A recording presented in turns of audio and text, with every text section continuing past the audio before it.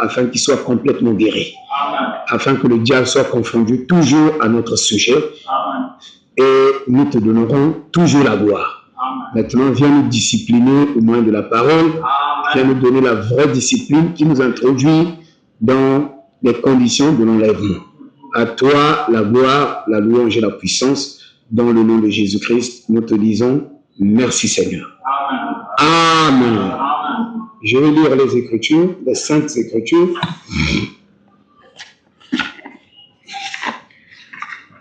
Nous sommes en train de parler de l'ordre et la discipline chrétienne.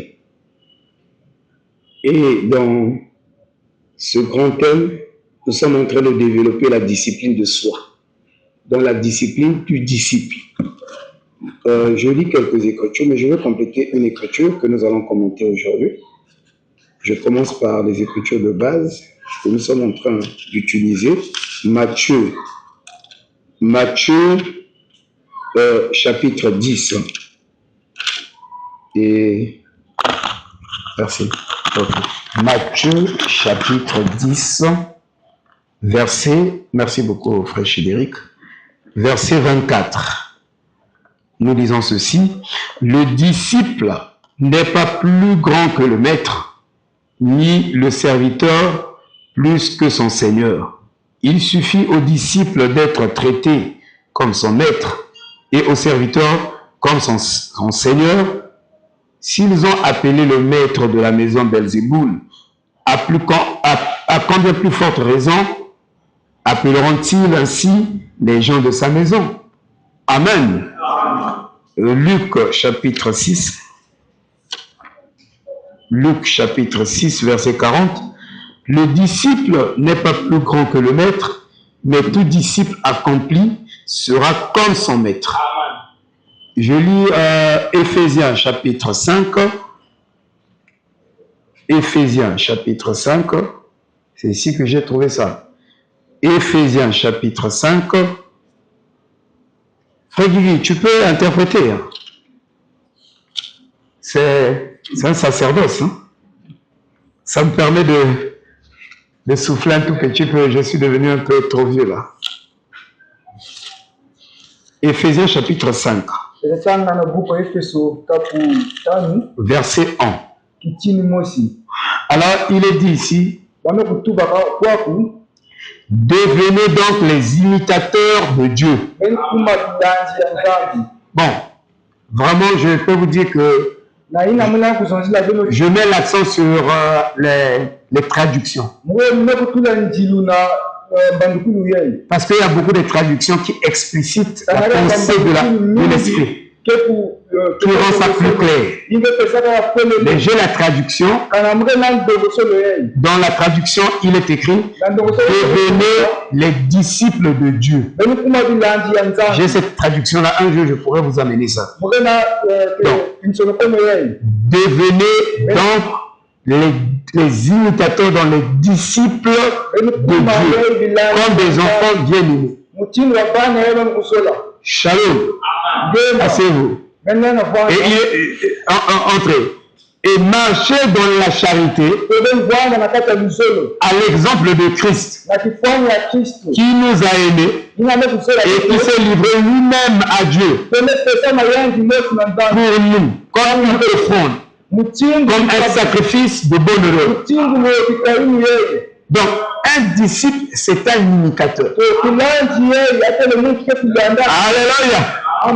Tu ne peux pas être un disciple et puis tu n'as pas un maître, tu n'as pas quelqu'un que tu imites. C'est faux. Oh non, je suis conduit par le Saint-Esprit. Ça, c'est des bêtises. Ça n'a rien à voir avec la parole. La parole a des principes.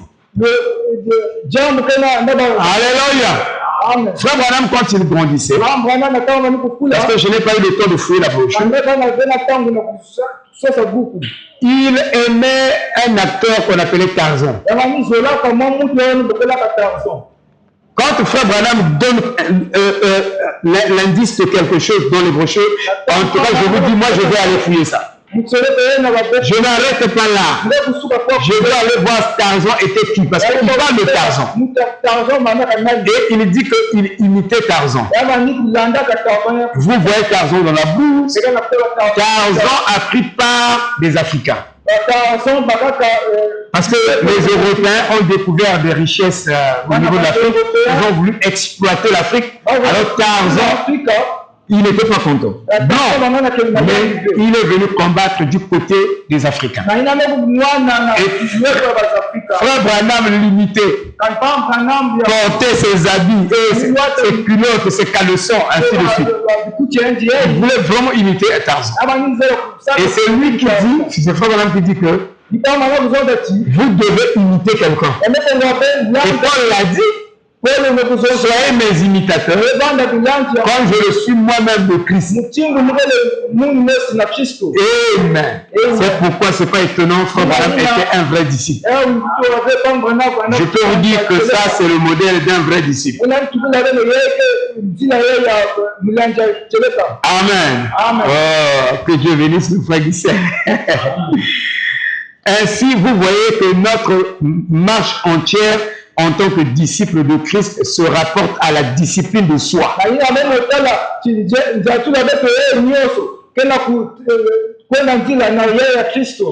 tandis que la discipline de l'Église se conforme à l'image du frère aîné dans une grande famille de frères. Notre frère, grand frère aîné, c'est Christ.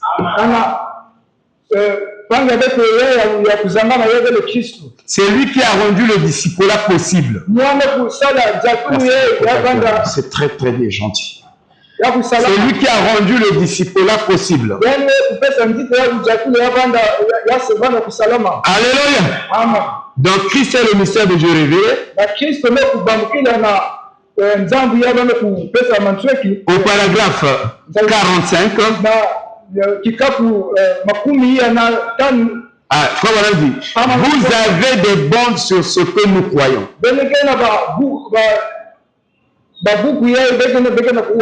Vous avez des bandes sur la discipline dans l'Église. Comment nous nous comportons dans l'Église de Dieu? Comment nous venons ici pour nous rassembler et s'asseoir dans les lieux célestes? Ne restez pas à la maison. Si Dieu est dans votre cœur,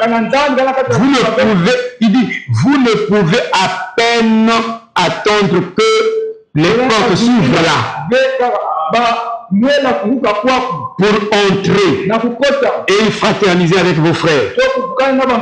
Si vous ne sentez pas cela, alors je vous le dis, il est temps pour vous de prier, car nous sommes dans les derniers jours où la Bible nous exhorte beaucoup plus, alors que nous voyons ce jour s'approcher,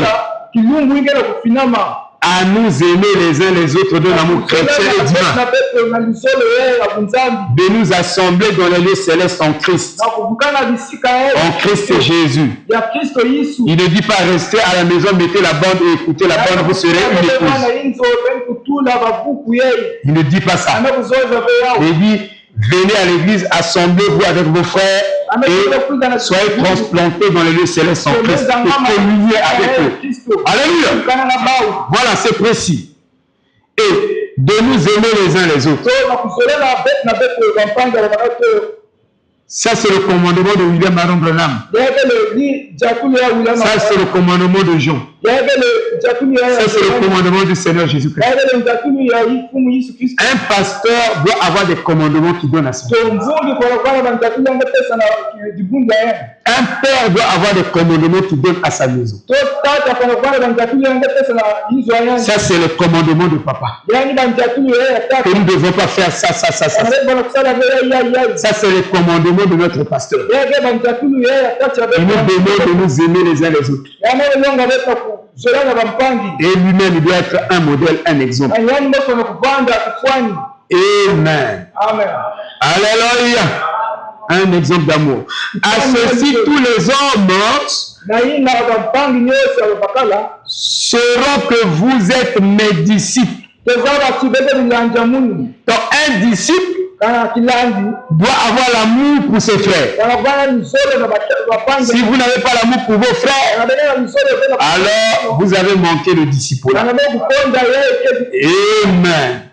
Paul, prisonnier de Christ, paragraphe 1. Et nous te demandons, Seigneur, de nous donner ta parole ce soir. Parle-nous, Seigneur, et que nos cœurs brûlent, afin que nous sachions comment nous discipliner pour le grand temps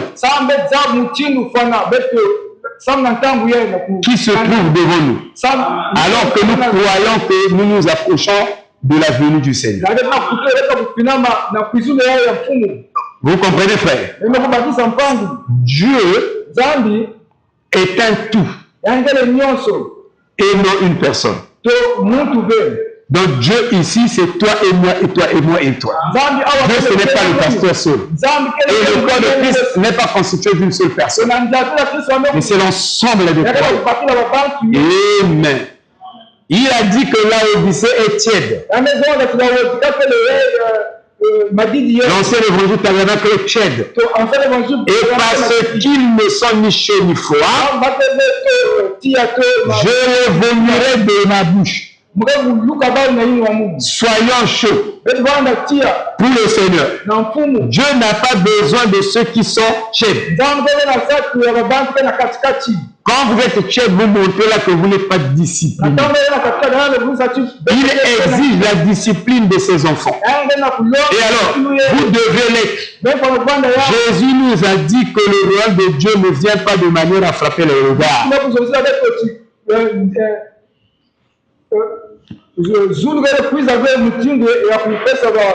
Le royaume de Dieu vient au milieu de nous sans observation,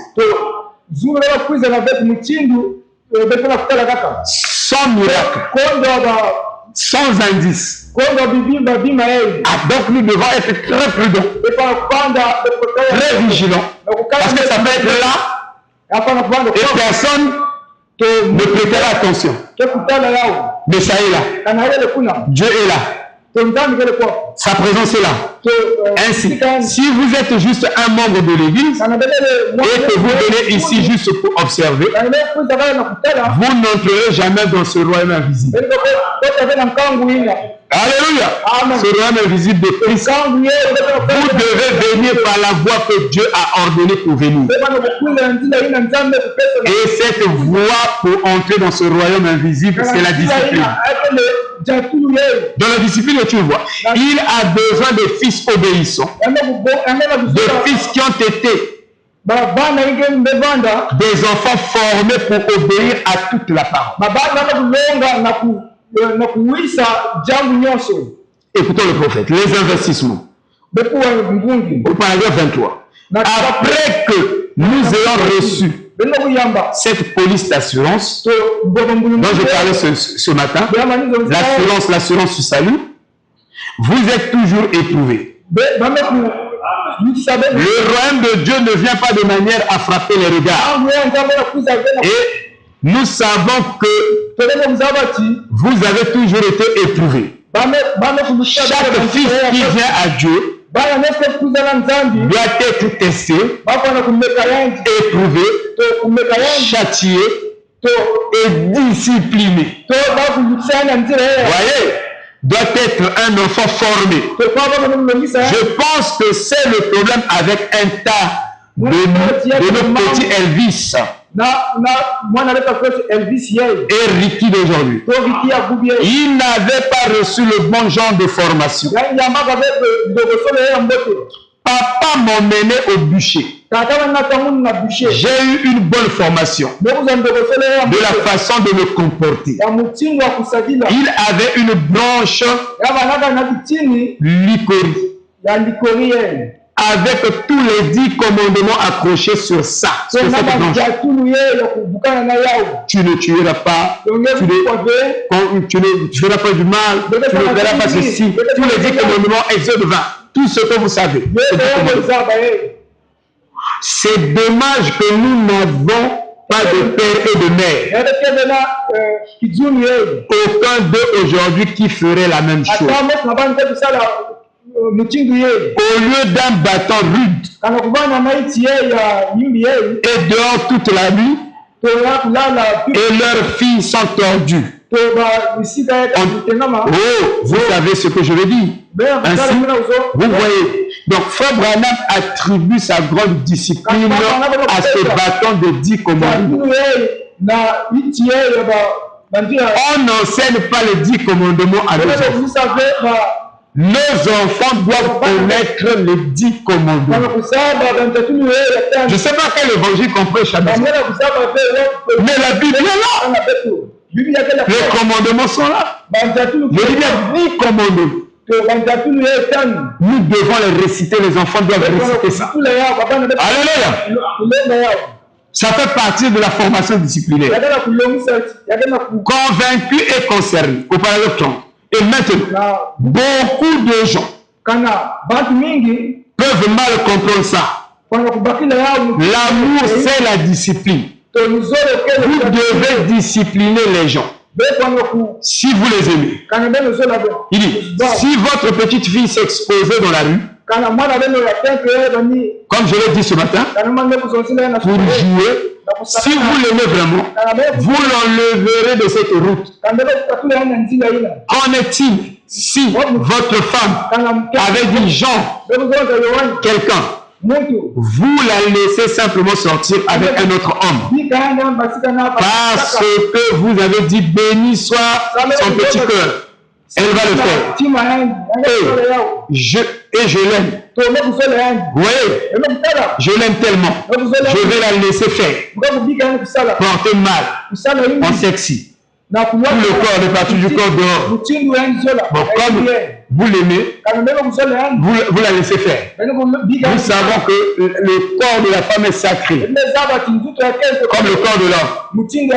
La femme ne doit pas, ne doit pas montrer même une émotion devant un homme. Vous voyez? Et la femme ne doit pas exhiber ses vêtements.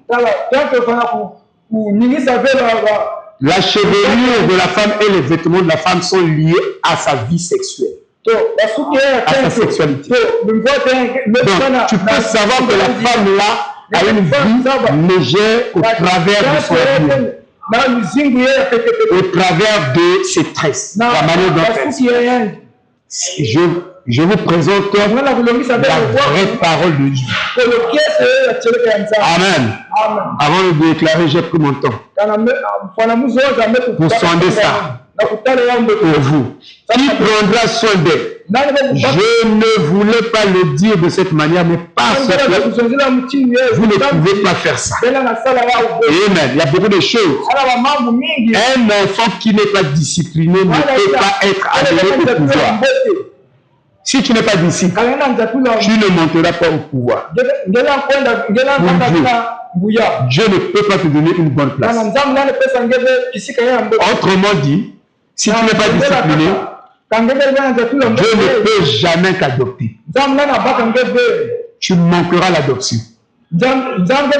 Écoutez-le au paragraphe 62. Frère Branham dit, comment l'église pentecôtiste, les églises méthodistes et baptistes peuvent-elles être adoptées? Comment ces églises peuvent être adoptées jusqu'à ce qu'elles arrivent à la discipline? Dieu ne peut pas t'adopter, te mettre au pouvoir, tu n'es pas discipliné. Non, tu es rebelle, tu ne peux pas hériter. Le trône, non. Tu ne seras pas assis sur le trône pour juger. Nous devons être disciplinés en premier. Dieu ne pourrait pas confier ce pouvoir à l'église. C'est Dieu de dire ce que vous feriez. Comment un père pourrait-il confier son affaire à un garçon qui pourrait être simplement, qui pourrait simplement gaspiller tout son héritage? Il n'a pas de discipline. Il ne pourrait pas le faire. L'église doit arriver à la discipline. Il n'y a qu'un seul moyen de s'occuper de cette œuvre de Dieu maintenant. Deux points, la discipline. Donc, on ne peut pas te confier des charges ici. Le pasteur Le pasteur Albert dit, Blaise, ces jours-ci, c'est toi qui vas prêcher. Moi, je reste pour moi à la maison. Amen. Pourquoi?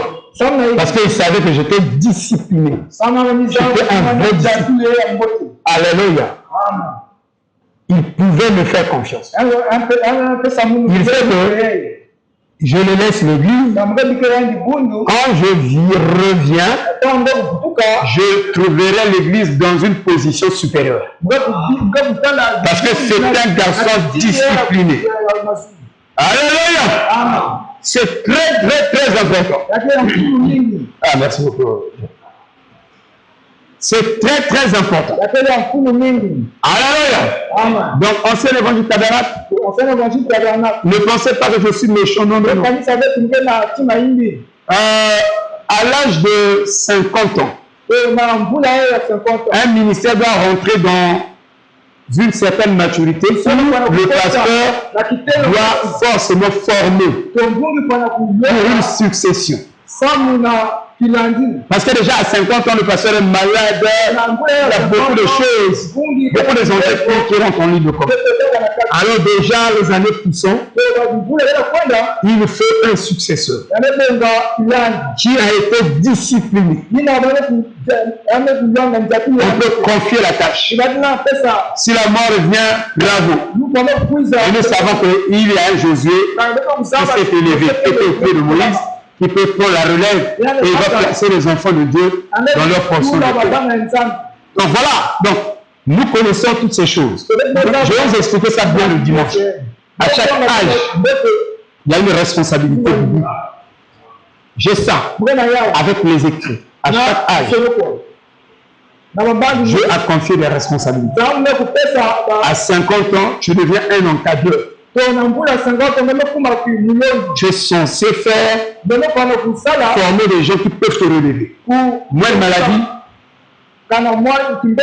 moins de pluie, alléluia, moins de ceci. Il y a quelqu'un qui peut prendre déjà formé que là, et prendre la relève. Vous voyez? Mais ce quelqu'un-là doit apprendre les leçons de la discipline. C'est pourquoi je vous donne ces leçons. Et parmi ces leçons, je vais citer, je crois, avec le temps, je vais citer quelques leçons. Certainement, je ne veux pas terminer tout. Un disciple doit apprendre ses leçons, frère. Ne vous comparez pas les uns les autres. Donc, en tant que disciple, je n'ai pas le droit de me comparer avec disciple, avec mon frère. Non. Je n'ai pas le droit de le faire. De me comparer avec Bienvenu, Guy, Krimish, Chideric, Mboussi, Rock, Jordi, Bama. Je n'ai pas le droit. Ou Pissel. Les sœurs. Un disciple ne se compare pas.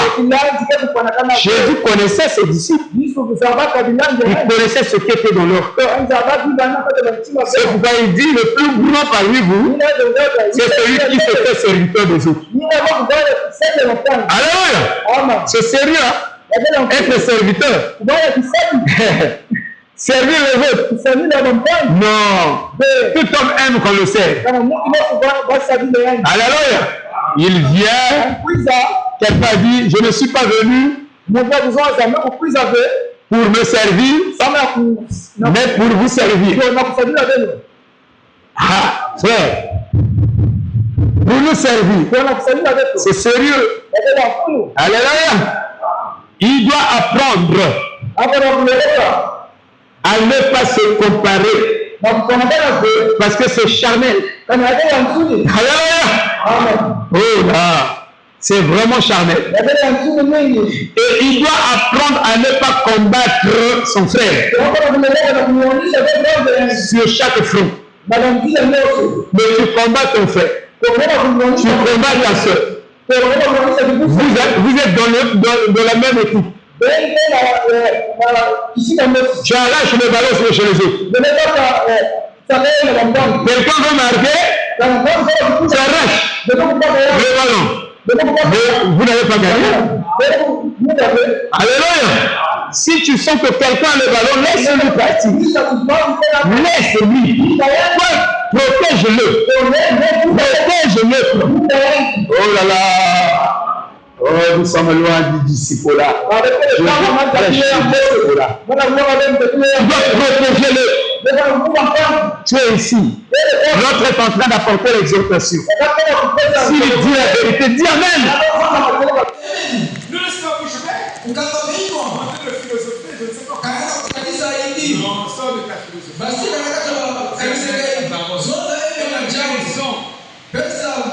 Alors, parole. Parce qu'il déclare les paroles. Ce ne sont pas ces paroles. C'est les paroles du Père. Mais tu es là pour les affaires du Père. Soutiens cette parole que ton frère est en train de dire. Alléluia. Vous allez marquer le but. Amen, amen. Oh, my. Que Dieu nous aide. Nous devons avoir dans cette église des bons exemples d'humilité. Vous sentez que le frère considère les autres. Quand l'autre pêche, même s'il a écouté. Mais toi, tu veux que quand toi tu prêches, ton église se remplisse. Quand tu apportes ta parole, tu es un exemple. Mais toi, tu ne viens pas soutenir l'autre. Surtout si tu sais que le pasteur ne viendra pas. Caillage. Tu n'es pas discipliné. Alléluia. Tu n'es pas encore un disciple. Tu es l'église comme ça. Chaque jour, il n'y a pas les gens.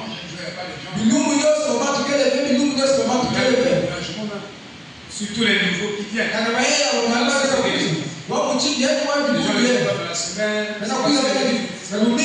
L'église existe seulement le dimanche. C'est pas normal. Alléluia. Oh. Un disciple a besoin qu'on le corrige. Toi, tu n'es pas à être corrigé.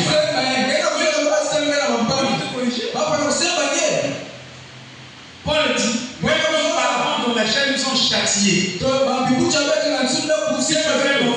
Si tu es un enfant légitime, tu vas accepter le châtiment de la parole. Que la parole te châtie. Te forme. Alléluia. Tu dois accepter ça. Tu refuses. Non, ça n'a pas de sens. Et un disciple, il est capable de porter le fardeau de l'autre. Tu es capable de prendre le fardeau de l'autre. Non, tu n'es pas disciple. Parce que Jésus dit, portez les fardeaux les uns les autres. Afin que vous accomplissez la loi de Christ. Dans le commandement de Christ. Qui est l'amour. Parce que quand vous portez mon fardeau, tu dois m'aimer. Si tu ne peux pas prendre mon fardeau, c'est toi. C'est son fardeau à lui. Mais tu viens prendre ça, ça devient ton fardeau. Parce que tu es un vrai disciple. Les disciples, c'est pour ça. Je ne sais pas si c'est le Bouddha ici. Mais Christ, notre maître, nous a dit. Nous devons prendre les fardeaux les uns les autres. Arnold Schwarzenegger. Arnold Schwarzenegger. C'est un héros américain. Vous savez ce qu'il a été. Vous qui lisez tout. Arnold Schwarzenegger. Une grande vedette. Mais lui, vivant avec sa femme, il n'est pas allé acheter une machine à laver. Parce que dans sa nature, il aimait vraiment porter les femmes. Donc quand sa femme prépare, les assiettes qui sont sales, il refuse ça. Moi, je constate que les habits de sa femme sont sales, tous les habits de sa femme. Et ses enfants, il ne permettait pas de prendre ce fardeau. Il leur enlevait ses femmes. Alléluia. Mais nous sommes dans l'église. Il y a des difficultés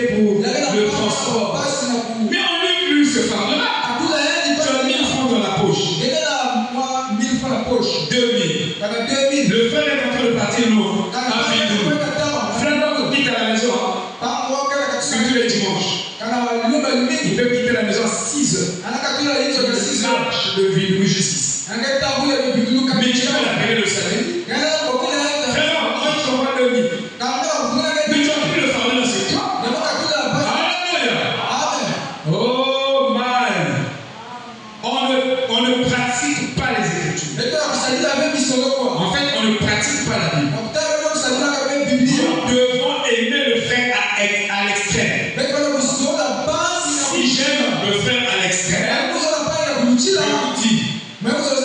je le verrai parfait. La perfection n'est conquise. Vous voyez, en dehors de Christ, il n'y a pas de perfection. Et la perfection n'appartient pas aux hommes. Et la perfection appartient à Dieu lui-même. C'est Dieu qui te déclare parfait. Parce que malgré les manquements, malgré les faiblesses, mais Dieu déclare que tu es parfait. Parce que la perfection appartient à lui. Ça appartient pas à nous. C'est pas moi qui dis que je suis parfait. Dieu a dit que tu l'es. Alléluia. C'est sérieux, frère. Nous sommes en train de dire. Amen. Tu es un disciple. Mais tu manques de sincérité envers ton frère. Quand tu parles avec ton frère, tu sens que tu fais ça. Tu n'es pas sincère. Tu es sincère. Amen. Et le plus gros crieur du groupe n'a pas une grande écoute. J'ai parfois l'habitude de schématiser une personne avec une grosse bouche, avec des petits oreilles.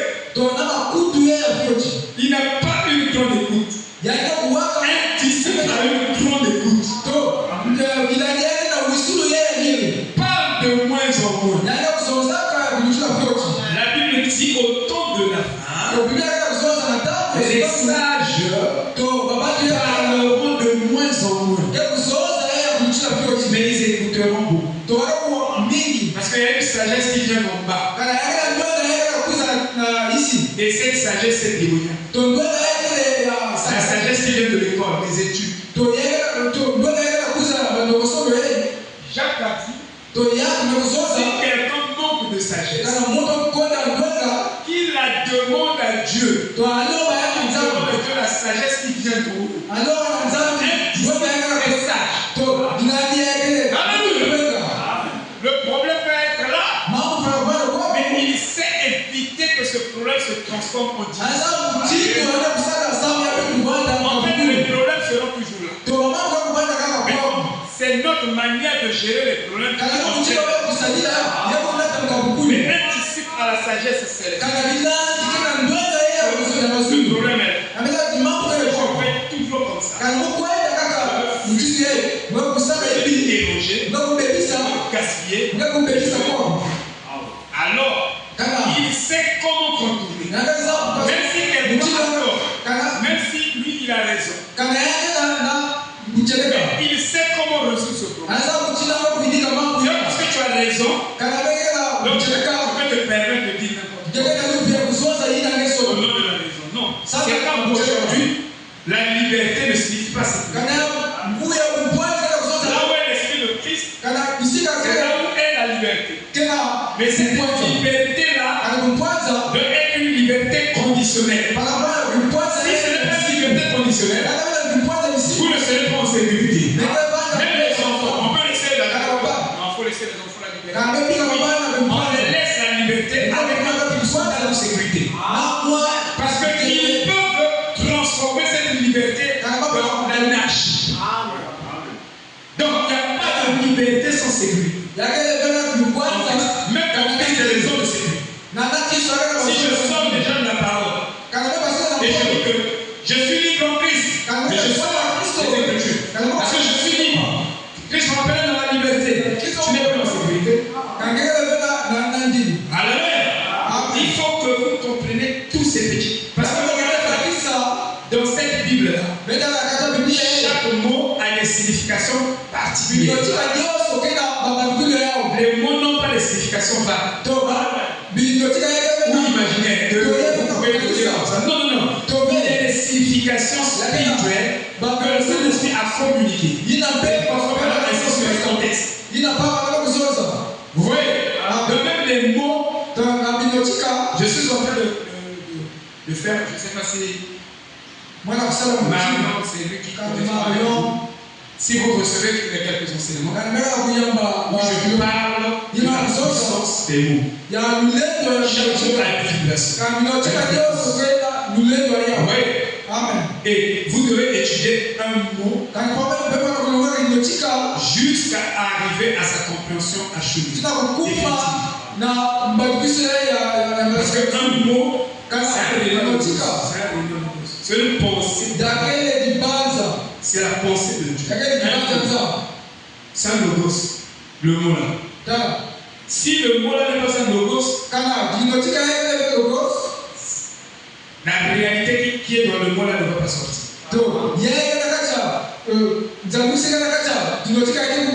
Bon, il y en a beaucoup de choses. Bon, j'ai peut-être quelques minutes pour parler de la sagesse qui vient d'en bas. Et nous avons tous, chacun ici, cette sagesse. Et nous exhibons ça devant les autres. Mais je vous dis, en avant je parle. Amen. Alléluia.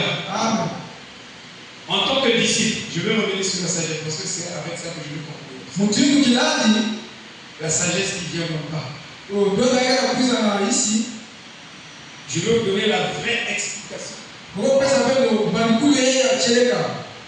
La vraie vibration de ce livre.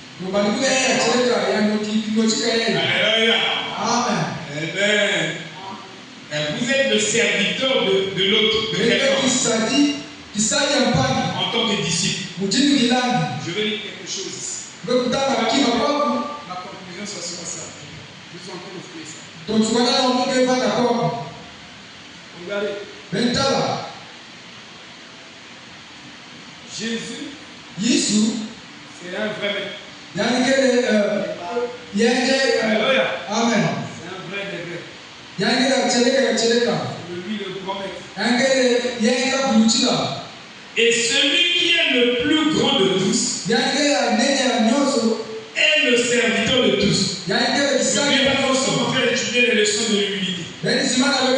Tout le monde devait être prêt à faire quelque chose pour quelqu'un. Parce que l'amour de Dieu nous contraint. L'amour de Dieu nous contraint à faire quelque chose. Donc, l'amour de Dieu n'est pas son contraire.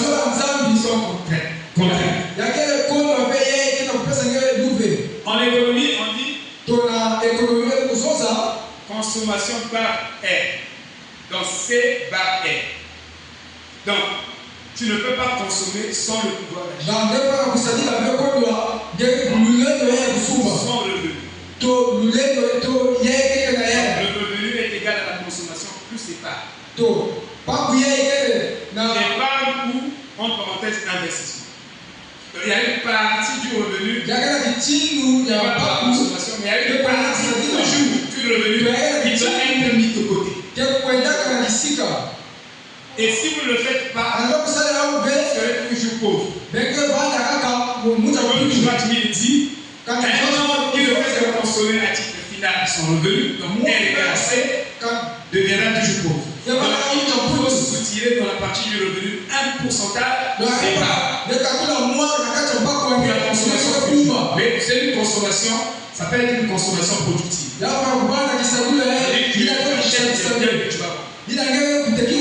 dois multiplier l'argent. Si tu le fais, tu es pour l'argent. Donc, l'amour nous contraint. Dans l'amour, il y a une contrainte de servir l'autre. Mais si toi tu ne sers pas l'autre, tu n'as pas l'amour. Tu n'es pas un vrai disciple. Amen. Ainsi, laver les pieds ne rend personne grand.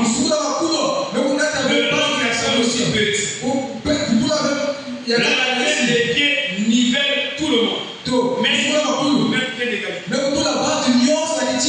le maître lave le pied du disciple, le disciple lave le pied de l'autre.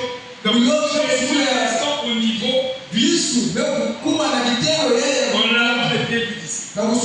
C'est le travail le plus horrible. C'est comme un gardien, autrefois, c'était comme Christ. Et aujourd'hui, on a légalisé le gardien, ça devient un travail bien. Si on dit que ton mari est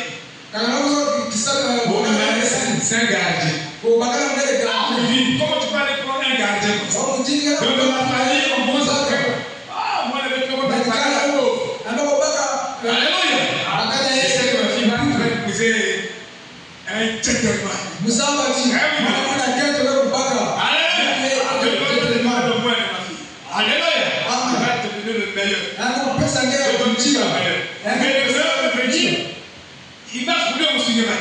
C'est comme le meilleur. Pas les seigneurs.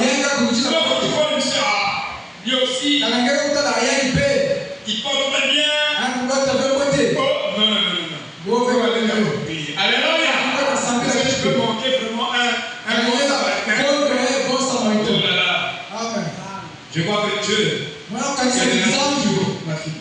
Qui est le grand au milieu de nous?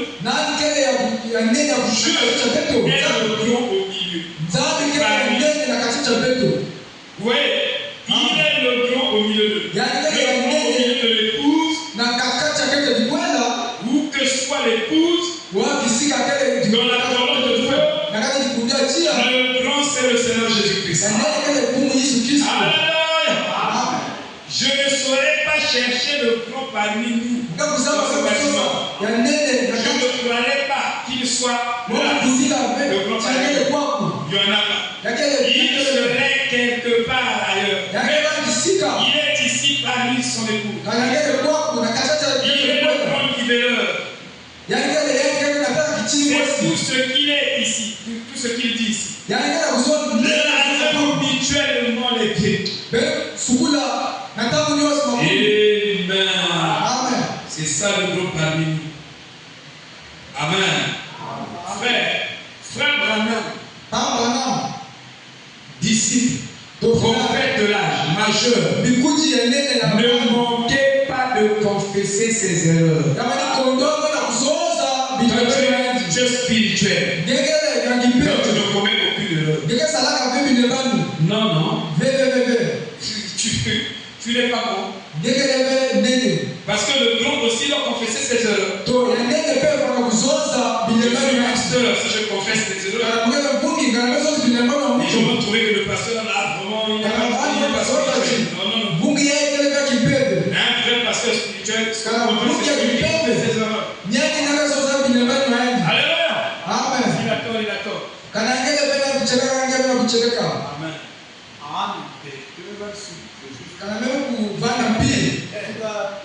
Alléluia. Parce que vous n'aimez pas confesser le pasteur.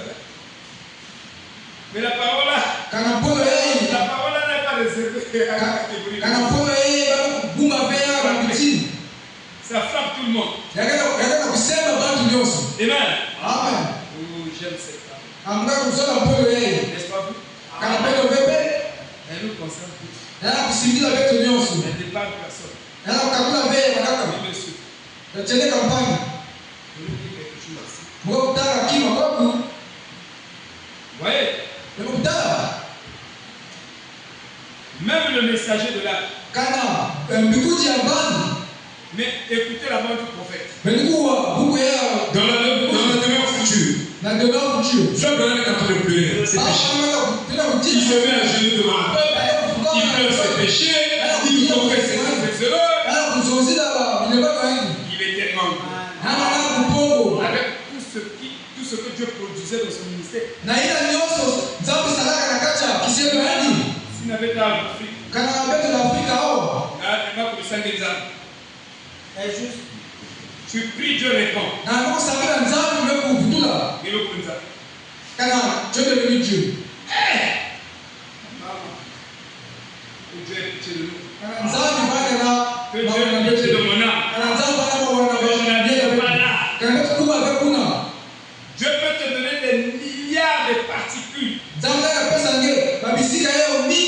de lui, mais tu restes toujours un homme. Amen. Tu ne seras pas Dieu. William Branham n'hésitait pas à confesser ses maladresses, ses imprécisions. On dit que le prophète n'a pas commis les erreurs. Il n'a pas commis les erreurs. Mais dans ce qui concerne ce qu'il est en train de prêcher, il y a le côté humain de Branham. Le côté divin, mais il y avait le côté humain. Et dans son côté humain, à la place de l'heure, il pouvait dire là. À la place d'une date, il pouvait dire une autre date. Et si vous le vérifiez, vous le trouverez. Mais cela n'annule pas le chef-d'œuvre. Même le chef-d'œuvre d'un gros artiste contient quelques imperfections. Jamais la beauté de ce projet.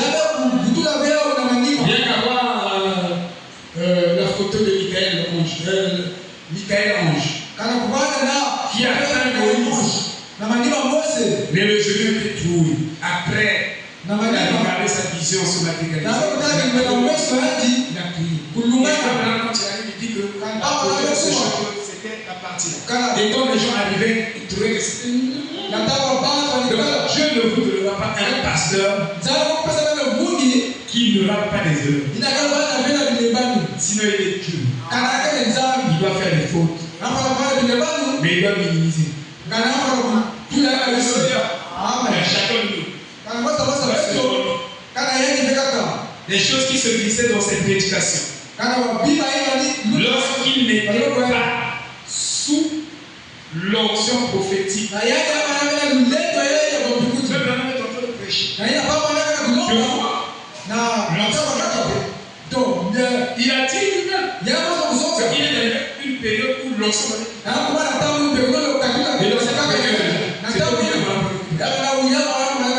Les choses.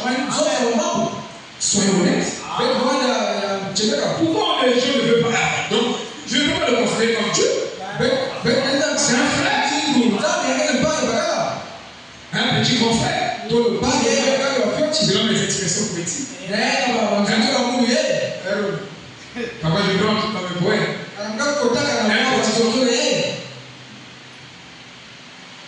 Il pouvait glisser quelque chose. Mais il ne donne pas le droit de minimiser. Toute la grande partie essentielle qu'il m'a apporté comme message pour nous préparer. Non, je ne peux pas l'entrer. Alléluia. Vous voyez, les uns ont donc affirmé que les propos de William Branham étaient sans intérêt. Je suis plus que convaincu. Je ne prophétise pas, je prédis. En 1977, malgré la fin de tout système de SPP,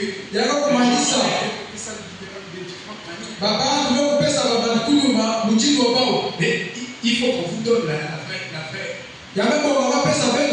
interprétation du Saint-Esprit. Sinon, vous allez prendre, vous aussi, vous allez. Moi, j'ai un critique. J'ai écrit. Qui a critiqué j'ai tout un tas de feux qu'il a. Oh non, la vie. Beaucoup de trucs. Papa, comment la semaine gagnée? Parce que la parole de Dieu n'est pas la parole de Dieu sans révélation.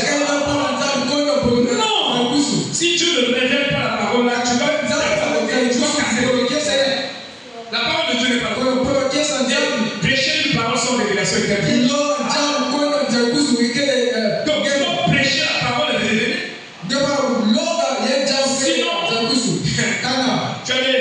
Tu as des mille chances. Parce que un seul mot seulement nous fait entrer dans le monde. Seulement un seul. Le mot c'est le mouvement interprété. Oui. Oh. Donc on jette tout le tableau du maître. Au début. Parce qu'il y a eu quelques implications. Et on a mis la ministère. Non, on n'a pas confiance.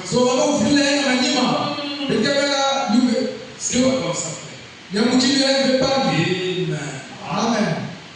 Alléluia. Amen. Je vais dire encore quelque chose.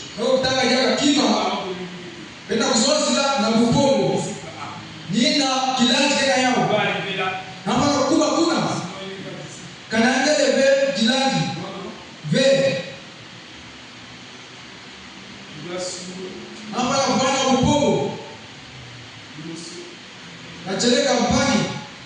Ésaïe le prophète nous dit que chacun de nous est compté comme la petite poussière dans la balance de Dieu. Je prêche.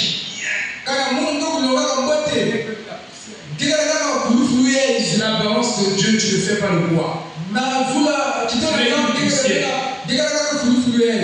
Et qui vous a demandé un avis? Quelle crédibilité avons-nous d'ajouter à la parole de Dieu ou de donner notre opinion à la place de la parole?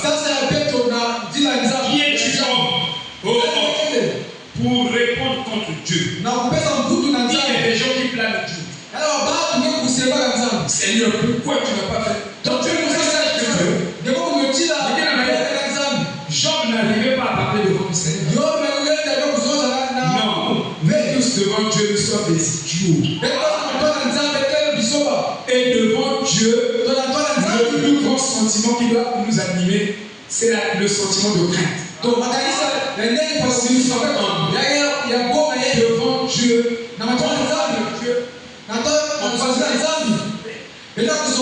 il est saint, il est parfait, c'est juste. Il ne peut pas changer la vie. Mais le disciple peut changer la vie. Quand la parole lui est présentée, il reconnaît mon opinion. Point avec la parole. Alors je laisse partir ma pensée. Est-ce que la chose créée à celui qui l'a créé, pourquoi tu m'as fait ainsi? Demandez-lui. Il dit, pourquoi Pharaon, dit-il, m'as-tu suscité pour me faire périr? Pharaon était le serviteur de Dieu pour ne pas dire des hommes. Même le diable est le serviteur de Dieu. Et il joue un rôle dans notre formation. Le diable aussi.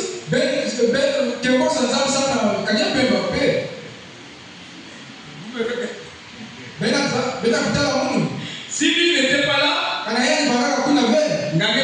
aussi préparé. Amen. Par rapport à ta chair, parce que l'ennemi de l'homme, ce n'est pas seulement le diable. Mais ta propre chair, là, c'est aussi son ennemi. L'esprit a des désirs contraires à ceux de la chair. L'homme a trois ennemis. Sa propre chair, le monde, c'est Satan. Mais le diable joue un rôle de face personne. Oui. Oh là là. Vous êtes, les amis, vous êtes comptés comme de la poussière de la balance de Dieu. Nous sommes comptés comme des sauterelles à ses yeux. Qui ne peut pas voir? Parce que Dieu, avant que tu penses ici, il a déjà pensé longueur d'onde. Même cette étoile a une longueur d'onde. La Bible. La pensée de Dieu. Cette pensée de Dieu anticipe votre pensée. Même vos actions.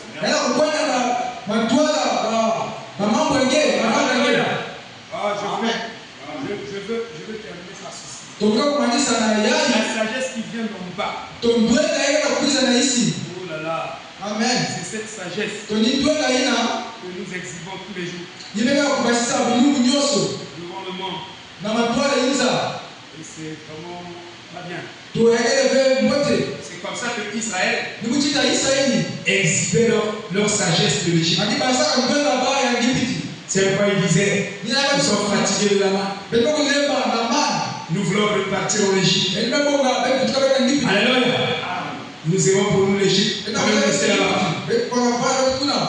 Pourquoi? Il ne voulait pas la sagesse en haut. Tout homme, tout disciple doit rechercher la sagesse qui vient d'en haut. Je ne trouve pas ça. Je dis que vraiment c'est difficile. Pour moi. Parce que quand je ne peux pas, parfois je plie des choses.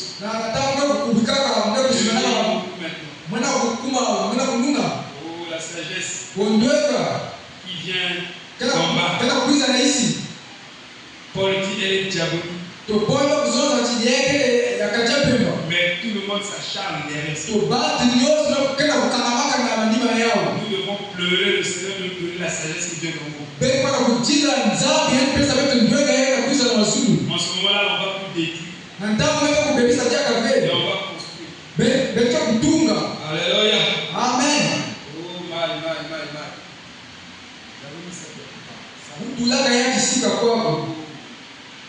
La sagesse qui vient d'en haut. Ce que j'ai, c'est ça. Wow. Si je ne trouve pas ça, ça ne sera pas bon. Je vais conclure ma pensée avec. Amen. Ça y est,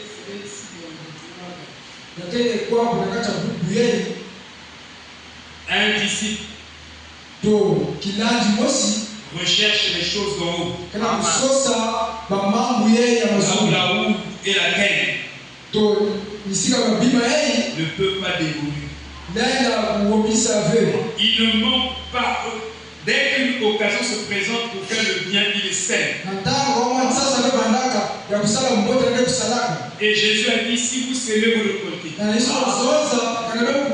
On a le droit de semer et de récolter, ça s'appelle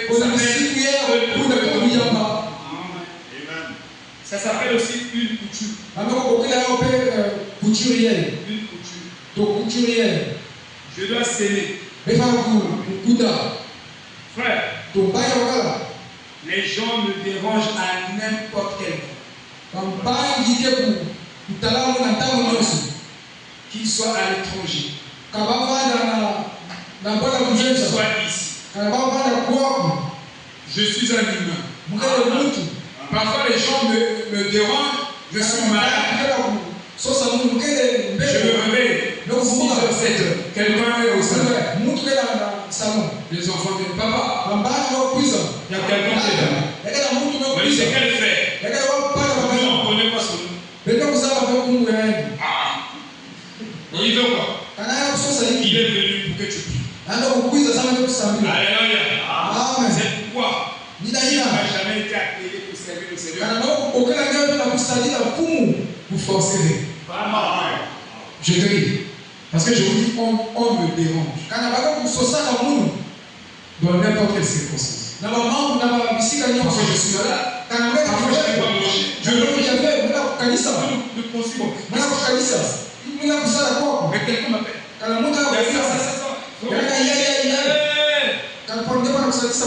faut être Moi j'ai des problèmes. Je suis encore des femmes, non? Mais tu es un disciple. Alors tu es le serviteur de quelqu'un. Tu vas le servir. Amen. Alléluia. Parfois on t'appelle. Maintenant, j'ai besoin de 5 minutes. Je sais que dès que ça Jacques a pris, demain on va manger. Donc demain, on va jeter tout. Parce que quand j'aime les gros équipes, j'achète pour les chiens. 3 000 ou 4 000. Déjeuner. 2 000 ou 2 500. 3 000. On va manger. le minimum. Tu es à plus de Avec les 5 000. Il n'y a pas de prendre 5 000. Non, papa, il faut me donner 5 000. Car il n'y a pas de personne de 5 000. Alléluia. Mais tu dois s'aimer. C'est l'occasion que Dieu te donne pour que tu s'aimes. Alléluia. Amen. Dieu n'a jamais dit qu'une seule couture, ça lui produit une grande abondance. Non. Il faut continuer à s'aimer. J'ai perdu ça. La sagesse qui vient de la terre. Donc, Paul est en train de parler de cette sagesse. Dieu est mort. Vraiment, je serai obligé de faire 5 minutes. J'ai retrouvé ça par avance. Vous voyez, c'est une grande leçon. Un disciple connaît même les leçons pour rentrer dans le soleil. Comment prophétiser? Tout homme ici peut prophétiser. Oui. Balaam avait des mots qu'il prononçait pour rentrer dans le surnaturel. Le disciple de Jésus, tu connais pas. Balaam était un plus fort prophète. Il était un prophète, mais il avait les clés de l'invisible. Il pouvait rentrer dans l'invisible. Mais toi, tu ne peux pas rentrer dans le monde invisible. Tu devais quitter les premières positions pour rentrer dans le monde. Tu n'allais pas comprendre beaucoup de choses. Et Balaam, j'ai trouvé ça satisfaisant.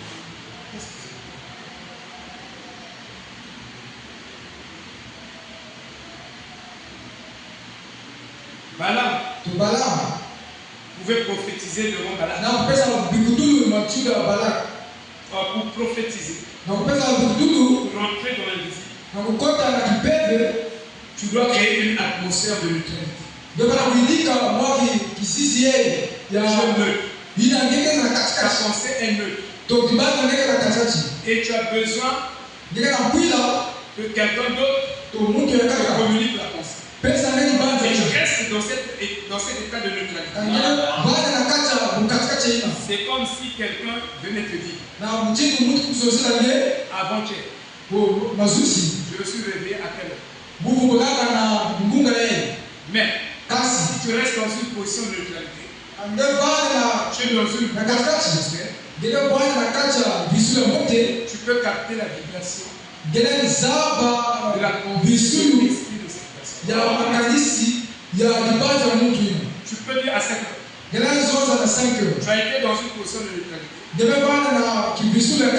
Son esprit a une vibration. Tu peux penser que ton esprit a une vibration. Et il y a une synchronisation. C'est-à-dire que il y a comment on dit, il y a une intercession entre ton esprit et son esprit. Donc tu montes. Frère Branham dit avec la vibration de votre esprit.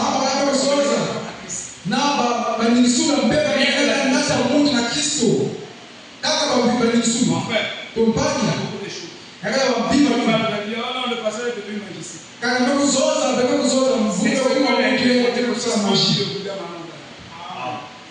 Ils l'ont qualifié de magicien. Les gens aiment un christianisme. Alléluia. Sinon, on peut prophétiser. Si je peux rentrer en esprit, je peux prophétiser. Toi, tu as tête dans la tête. On a fait ça dans le pentecôtisme.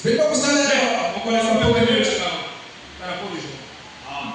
Voyez? Voyez-vous? Paul dit ici. Il dit. Non, je voulais parler de Jacques.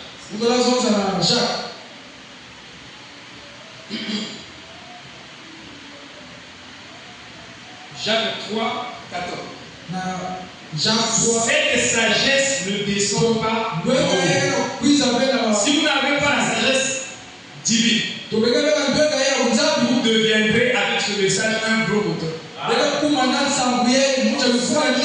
Garantis ça. Tu n'as pas la sagesse pour vous. Sur le message avec toi, tu as la politique. Mais tu deviendras un gros boulot.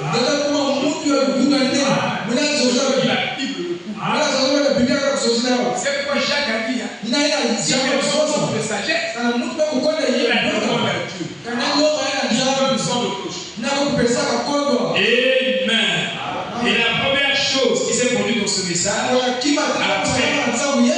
que Frère Branham est venu, c'était des mensonges prémédités qui n'arrêtaient pas de dire. Et bien Frère Branham a dit ceci et cela. Mentir est une marque du diable. Et nous ne mentons pas, nous prenons position avec Jacques. Et avec ce que Jacques dit. Avec ce que le Seigneur dit. Il dit maintenant. Il me fait savoir, il exige une sagesse basée sur le mensonge. Paul reconnaît que toute parole d'homme est un mensonge. Sauf la parole de Dieu. Nous devons arriver à un stade de nous commençons seulement là toute la journée.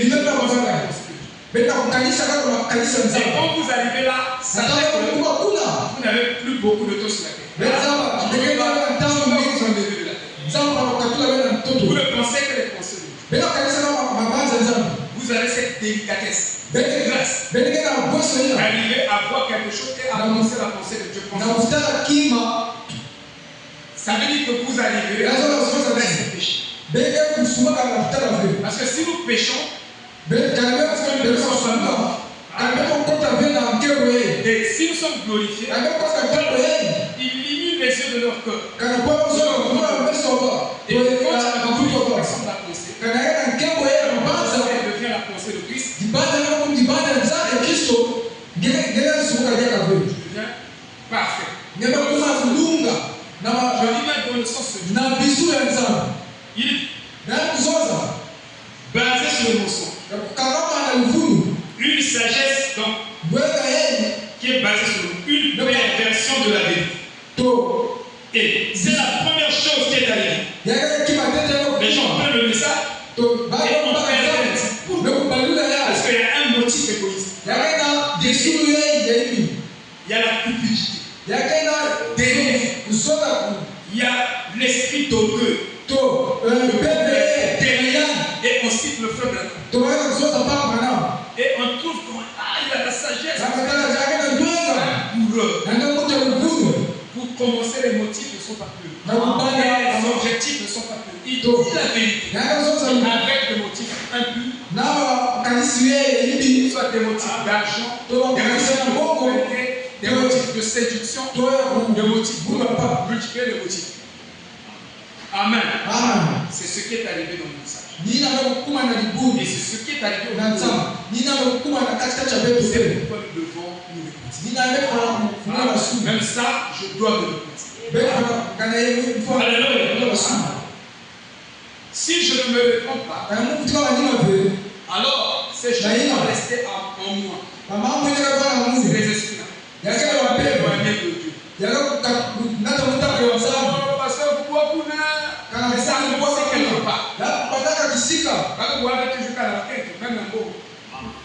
Même la popularité. Beaucoup de choses ici.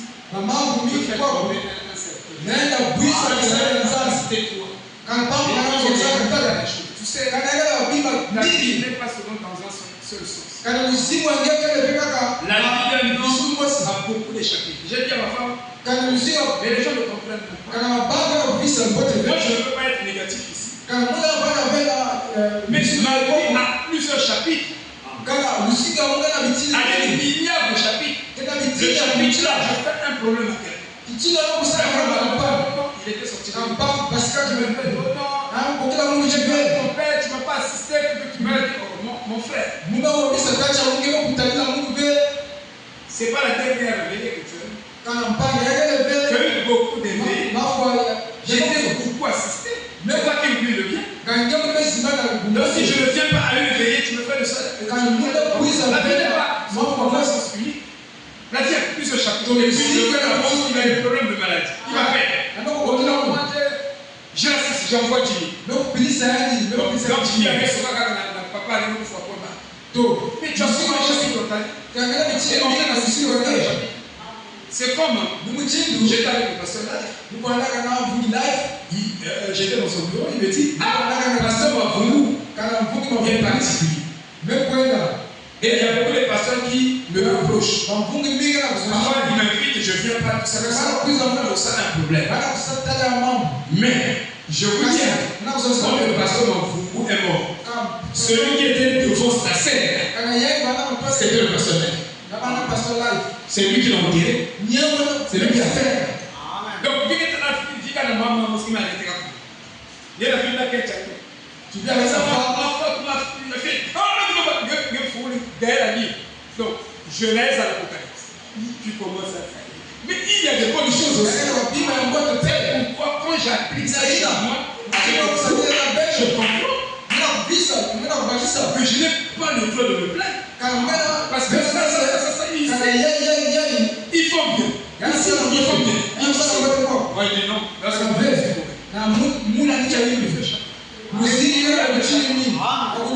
le regarde avec et on fait une généralité. La sagesse qui vient d'en bas. C'est la première chose qui apparaît de chaque message. Dieu était son prophète. Dieu a un attribut qu'on appelle attribut prophète. Donc il est le prophète de sa propre et dans la saison où il a proclamé, il vient interpréter la parole, il choisit maintenant un prophète. Et il rentre dans ce prophète là pour interpréter ça. Ce n'est pas le prophète là. Contre mon propre jugement. Donc il faisait des choses qui étaient contraires à ce que je pensais. Mais Dieu lui dit ça. Et il dit, écoute, il dit, pourquoi tu m'as dit ça? Moi je pensais que c'était. Je devais céder, je devais prendre ce que je veux. Donc vous ne faites pas ça. Vous n'avez pas la course de Christ. Si vous n'atteignez pas la pensée de Christ, vous recevrez forcément la marque de la grâce.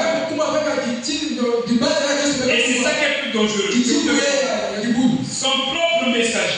Et lui, il a donné la parole. Le diable est venu et a dit, Seigneur, il a ajouté un mot. Il a ajouté un mot. Jacques 3, 15. Cette sagesse ne descend pas d'en haut. Mais elle est terrestre. Elle est sensuelle. Elle est diabolique. Car là où il y a l'envie et la discorde, là où est la confusion et toutes les mauvaises choses, la sagesse qui vient d'en bas est basée sur des mensonges.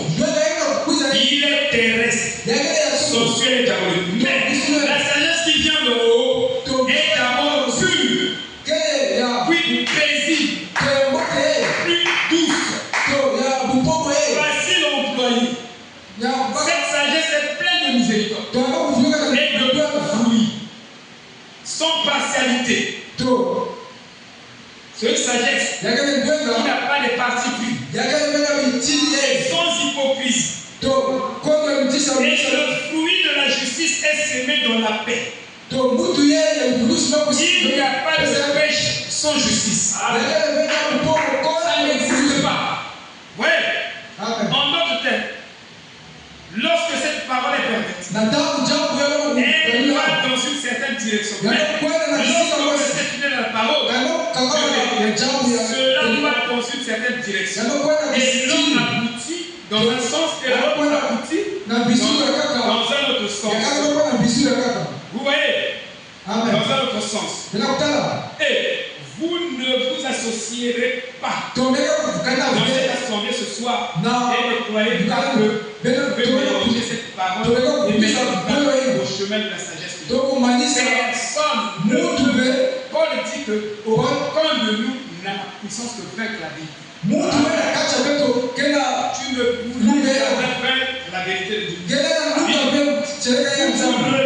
Vous le trouverez en train de mentir. Le mensonge sensuel du gouffre et vous finirez en enfer. Les mensonges ne viennent pas de Dieu. Il y a des mensonges prémédités. Et il y a des mensonges, parfois tu ne savais pas. On dirait que tu as et tu dis quelque chose. Papa, surtout nous là, nos enfants là. Papa, sincère.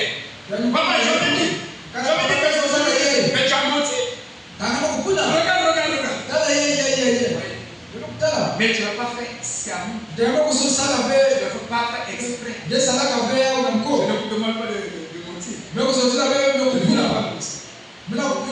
Mais il peut arriver. Quelqu'un te pose la question, tu dis autre chose. Tu ne dis pas la vraie vérité. Tu veux une autre version. Tu n'as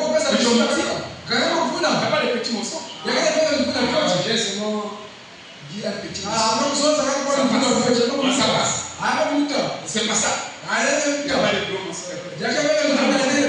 Alléluia. Oh non, c'est des mensonges innocents. Chaque cas. Viennent les guerres et les combats parmi vous. Ne viennent pas même de vos convoitises qui combattent dans vos missions. Vous convoitez et vous ne l'avez pas. Et vous désirez avoir et vous ne pouvez pas obtenir. Vous combattez et faites la guerre, mais vous ne l'avez pas. Parce que vous ne le demandez pas. Vous demandez et vous ne le recevez pas parce que vous demandez mal. De le consommer selon vos convoitises. Consommer, ça signifie utiliser. Maintenant, remarquez, ils ont eu l'opportunité de continuer avec Amal. Ils l'ont catégoriquement rejeté. Ils voulaient ce qui venait d'en bas, plutôt ce qui venait d'en haut. Et qu'est-ce qui vient d'en haut? C'est la parole. Le Fils de l'homme, qui est le prophète, qui est l'incarnation de la parole. La parole fait chair. Ça, qui a été fait chair. Ça vient d'en haut. Nous voulons une église qui tire, qui aime la parole, qui aime la vérité, la main qui descend du ciel est un type de la sagesse qui vient d'en haut. Vous voyez? Amen. Nous voulons l'autre. Nous voulons la sagesse qui vient de l'Égypte. Vous ne pouvez tout simplement pas avoir le gâteau et le manger. Dieu ne se pliera pas à une parole perverse. Il ne se pliera pas à la sagesse de l'homme. Non. Il se plie à sa sagesse parce que sa sagesse elle est meilleure. Amen. Et c'est là où viennent les adultères spirituels. Avec la sagesse qui vient d'en bas. Ne savez-vous pas que l'amitié du monde,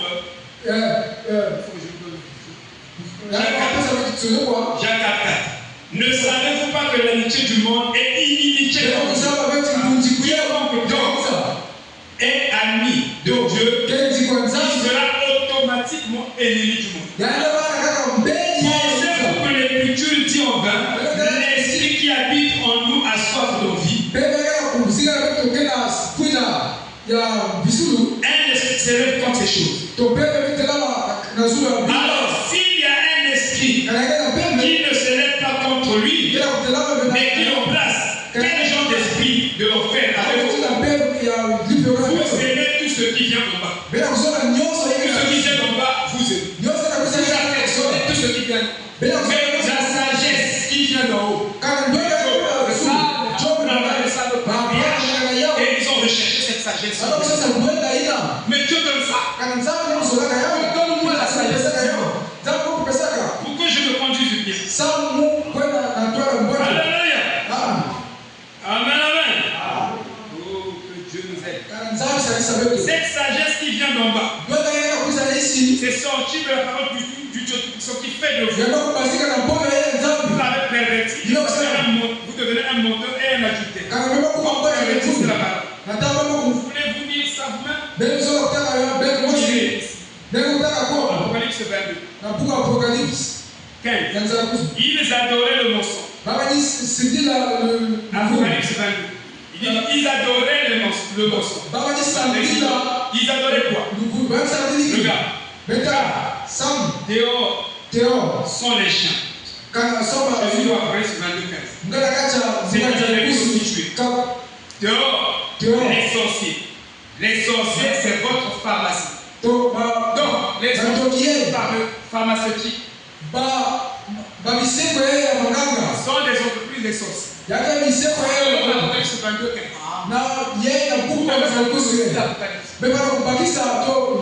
J'ai des vraies traductions ici. Quand vous voyez sorcier dans l'Apocalypse, c'est les pharmacies. Amen. Les impudiques, les adultères, les isolades, quiconque aime et commet un mensonge, il adore le mensonge. Il aime ce qui était contraire à la parole de Dieu. Tout le monde qui aime sa sagesse de là-bas aime tout ce qui est contraire à la parole. Si c'est contraire, moi je ne prends pas ça. Est-ce que c'est contraire à la parole? Je dois savoir ce que la parole dit. Je dois me former correctement. Si je sais ce que la parole dit, je ne sais pas. Non, ça ne dit pas ce que la parole dit. Et notre âme déteste ce pain léger. Ça, c'est dans Nombre 21, 5. Ces croyants et les incroyants ne peuvent en réalité pas supporter la parole spirituelle et spirituellement révélée de l'homme. Et leur influence peut entrer dans une église jusqu'à foirer les autres chrétiens. Il y a des chrétiens qui chantent, ils peuvent changer l'église. Ils ne vont pas croire dans la foi. Tu ne devras pas devenir meilleur. Plus que je passe, il devient négatif. Mais il va à l'église pour devenir positif. Mais il est foiré quelque part. Le diable a foiré avec elle. Quand le boulot est foiré, vous n'avez pas assez de sécurité. Mettez ça. J'allume le moto. La moto. J'allume la voiture. Je fais. Ça va se baisser. Il y a des personnes dans les assemblées, dans les églises qui sont déjà.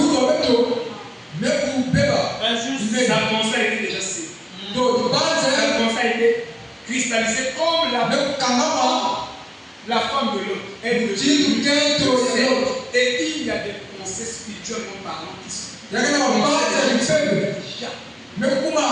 cristallisées. Donc c'est une pensée qui n'est plus élastique. Il est plus flexible. Avec la vérité.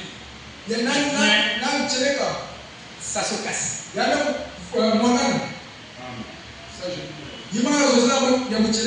plus humilié. Quelles que soient les quantités de paroles que tu vas donner. C'est ce que Israël a fait. Ils ont fait ça dans ce qu'ils ont fait dans Nombre 21. Ils ont fait ça dans Jean 8. C'est la même chose. Nous pouvons remonter la lignée. Remonter la lignée. Dire que Branham est notre prophète. Ne fait pas de toi un fils de Dieu. Ça, j'ai envie de les écouter. Nous croyons vraiment. C'est pas ça. Le problème, c'est d'être un avec ce que Branham a.